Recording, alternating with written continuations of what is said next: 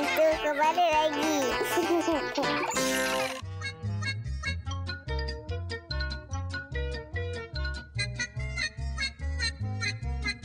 Wah. Wah.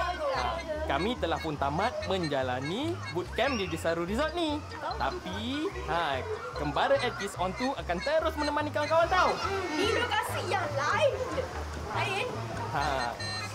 Jadi kawan-kawan, jangan lupa untuk terus bersama kami lagi. Teruskan berinteraksi bersama kami melalui interaktif@kidsontu.tv dan jangan lupa kami ada Facebook. Saksikan soalan yang telah disediakan. Soalan kuis minggu ini. Siapakah yang menyampaikan sijil kepada Buzz dan rakan-rakan? Namakan tajuk News at Kids On 2 pada episod kali ini.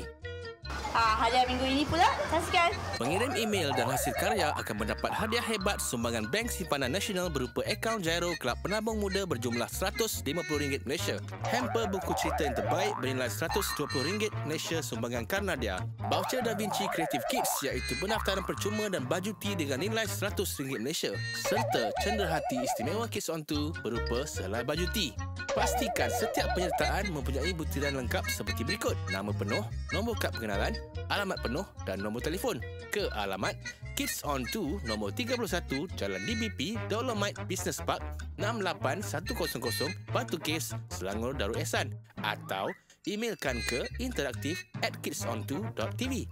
Tunggu apa lagi? Hantarlah segera. Kawan-kawan, sebelum kami nak berangkat pulang, kawan-kawan, kami nak ucapkan ribuan terima kasih dan penghargaan yang sangat tinggi kepada Desaru Resort. Terima kasih.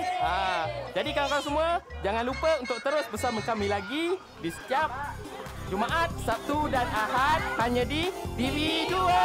Jumpa lagi. Dadah.